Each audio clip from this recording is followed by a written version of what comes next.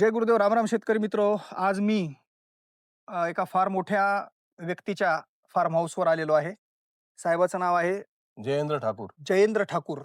अ, police खात्यामध्ये deputy commissioner म्हणून retire झाले आणि आल्याबरोबर त्यांची सगळी जीवनातली पूर्ण संघर्ष कथा आणि त्यांनी राष्ट्रपतीकडून मिळवलेले 2 शौर्य पदकं, ही कहाणी ऐकली त्यांच्या तोंडून आणि मनोमन खूप आनंद झाला, की खूप मोठ्या व्यक्तीच्या आणि एक दिलदार व्यक्तिमत्वाच्या सानिध्यात आज आपण आलोय.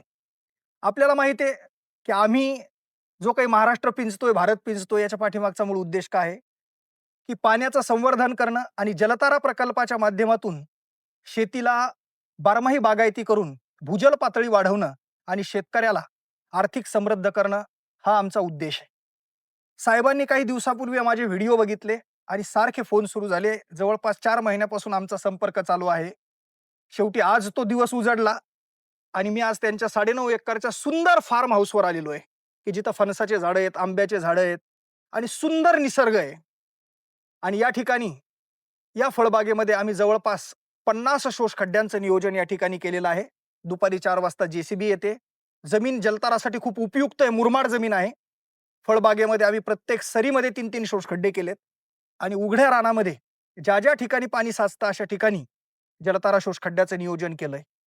सगळ्यात महत्त्वाचा भाग म्हणजे या ठिकाणी दगड इतक्या सुंदर पद्धतीनं नैसर्गिक उपलब्ध आहेत, की साहेबाचं अर्धं काम दगडाने या ठिकाणी केलेलं आहे. हे रामदास मामा आहेत. ते सोबत नगरकर.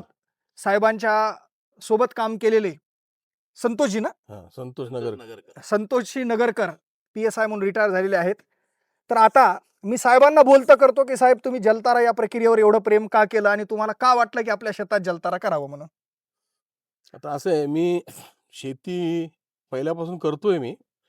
पण असा ह्या क्षेत्रामध्ये पहिल्यांदा आलो, की जिथे पाण्याची कमतरता मला भासायला लागली. म्हणजे पूर्वीची जी शेती होती, त्या शेतीमध्ये पाणी होतं, भरपूर पाणी होतं. शेतजमीन कमी असल्यामुळे ते पुरायचं पण. आता हे जरा क्षेत्र मोठं आहे आणि इथे जरा पाण्याची कमतरता मला भासायला लागली. इथे एक बरं, एकच मिनिट थांबवतो हां, साहेब. पाऊस कमी पडतो इकडं? पाऊस भरपूर पडतो. पाऊस भरपूर पडूनही पाण्याची कमतरता आहे. पाण्याची कमतरता आहे. हे मी शेतकरी मित्रांना हां. मुद्दाम होऊन सांगू इच्छितो, की या भागामध्ये 4000 मिलीलीटर पाऊस पडतोय. हा कोकणाचाच भाग आहे. कोकणाचाच भाग आहे हा. पण इ पाऊस पडतो आणि वाहून जातो. पाण्याला थांबायलाच जागा नाहीये आणि थांबून उपयोग नाहीये. पाण्याचं संवर्धन हे जमिनीच्या भूगर्भात व्हायला पाहिजे आणि तेच जलतारानं साध्य केलेलं आहे. साहेब कंटिन्यू. तर इथे एक विहीर ऑलरेडी आहे आणि 2 बोर बोर आहेत आणि त्या विहिरीचं पाणी मागच्या ऑक्टोबरमध्ये एकदम संपलं. म्हणजे पाणी त्याच्यातलं झिरो झालं. ते बोर कसेबसे चालत होते. त्याच्यावर आम्ही झाडं जगवली. विहिरीची थोडी पातळी आम्ही खोली वाढवल्यावर त्याच्यातही पाणी थोडंसं आम्हाला मिळालं. पण आता सध्या चालू आहे. पण म्हणावं तसं पाणी मला उपलब्ध नसल्यामुळे मी सतत ह्याच्या शोधात होतो. त्या शोधात असताना मला वायर सरांचे व्हिडिओ बघायला मिळाले. मी जवळ-जवळ 5-6 महिन्यापासून ते व्हिडिओ फॉलो करतोय. बरेचसे व्हिडिओ त्यांचे सतत मी सारखे बघतो. इतर मित्रांनाही कळवतो, त्यांनाही दाखवतो आणि शेवटी एका निर्णयापर्यंत आलो, की या जमिनीला सतत आता पाणी कमी पडलं, बोर करायचं, त्याच्या मी विरुद्ध होतो. नंतर इथे नदी आहे एक जवळपास, तिथून पाईपलाईननी पाणी येऊ शकतं. पण ते परावलंबी काम आहे. म्हणजे एखाद्याच्या शेतातून पाईपलाईन आली, त्यांनी अडवलं, की आपलं पाणी संपलं. त्यामुळे मला इंडिपेंडंट व्हायचं होतं पाण्याच्या बाबतीमध्ये. आणि वाया सरांचे व्हिडिओ सातत्याने बघितल्यानंतर माझ्या लक्षात आलं, की ही जी योजना आहे, हा जो प्रकल्प आहे, ह्यानी डेफिनेटली हे मला याच्यातून फायदा होईल. आणि त्याच्यामुळे मी वाया सरांच्या एवढा मागे लागलो हात धुवून, म्हणजे त्यांना कदाचित कंटाळा आला असेल माझ्या नाही, फोनचा. नाही, नाही. ते अनेक ठिकाणी बिझी होते. राष्ट्रपतींच्या गावाला गेले होते. तिथे पाऊस पडला, तिथे अडकले. नंतर त्यांचं आजारपण झालं. मुलीचा वाढदिवस होता 25 तारखेला, तो झाला. तरी मी त्यांना सोडलं नाही. दर 8 दिवसांनी एक फोन, "सर कधी येताय?" आणि तो आज योग सर इकडे आले. आम्ही पूर्ण क्षेत्र फिरलो एवढ्या उन्हामध्ये. इथे ऊनही भयंकर आहे या या या क्षेत्रामध्ये. त्या उन्हामध्ये सर फिरले. मी पण थोडा फिरलो मला शक्य होईल तेवढं. आणि त्यांनी जवळ-जवळ 50-52 शोष खड्ड्याचे हे आम्हाला पॉइंट काढून दिलेत. त्यांच्याकडे आता वेळ कमी आहे. जे-सी-बी 3 नंतर येणार आहे. त्याच्यामुळे त्यांना तोपर्यंत थांबता येणार नाही. मग त्यांनी ज्या पद्धतीने सांगितलंय तसं आम्ही ते शोषखड्डे करून घेऊ आणि या पावसाळ्यात ते कसे भरतात आणि पावसाळ्यानंतर काय रिझल्ट येतो, तो आता तेव्हाच एखादा ह्याच काळामध्ये एक व्हिडिओ आपण करूया. 100% तेव्हा तेव्हा आपण 100%. त्याचा रिझल्ट मिळेल आपल्याला. Yes, yes. नमस्कार. नमस्कार. तर शेतकरी मित्र, हे रामदास मामा आहेत जे शेती पाहतात साहेबांचे. मामा, तुम्हाला काय वाटलं हे सगळं जे काही आपण आता या ठिकाणी केलंय, किंवा तुम्ही जुने शेतकरी आहात, तर या शोष खड्ड्यानं पाणी पातळी वाढायला फायदा होईल का? होईल, होईल. कसा होईल सांगा बरं मला. एकदम म्हणजे मला ते आवडलं ते खूप. आवडलं? हो. बरं.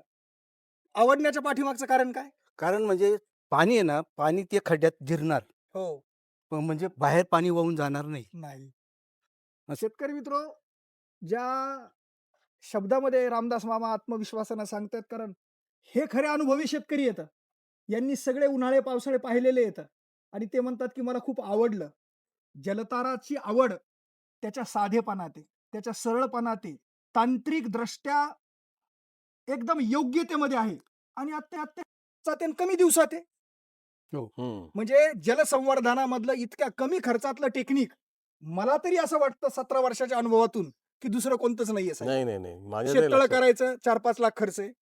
आणि- बोर घ्यायचा, पाणी काढायचं 1 लाख रुपये खर्च आहे. पण ते बरोबर. शेततळं पण असं आहे त्यातलं बाष्पीभवनामध्ये अर्ध पाणी उडून अर्धं जातं. पाणी उडतं. उपयोग काय पाण्याची त्याचा? राहण्याची आणि साठवण्याची जागा जमिनीचा भूगर्भ आहे. करेक्ट करेक्ट ते मला पटलं. हा, ते खरं जसं खरं आहे. बँकेतले पैसे एफडी म्हणून आपण करतो, तसा 4 महिन्याच्या पाण्याचं एफडी जमिनीच्या भूगर्भात करा आणि 8 महिने तुमचे जे सोर्सेस आहेत, आता तुम्हाला मी परत पुढच्या उन्हाळ्यामध्ये याच दिवसामध्ये मी येणार.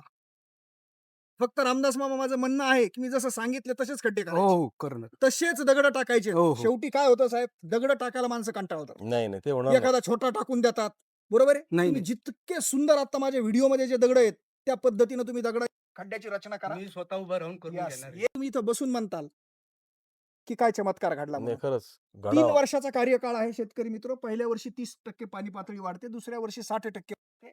3 पावसाळे जर 4-4 महिने खड्ड्यातून जमिनीत मुरले, 3 वर्षाच्या नंतर माझ्या स्वतःचा अनुभव सांगतो, बरोबर. 100% पाणी पातळी वाढते आणि बागायतदार बनतो.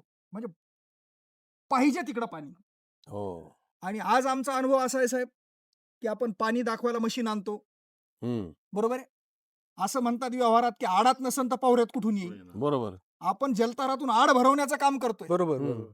याच्यानंतर माझं मत आहे की तुम्ही मशीन पण लावायचं काम नाहीये. गरजच नाही ना. 3 वर्षाच्या नंतर या परिक्षेत्रात तुम्ही कुठेही बोरची मशीन आणा आणि कुठेही खादा, जर पाणी लागलं नाही तर बोरचे पैसे मी देईल.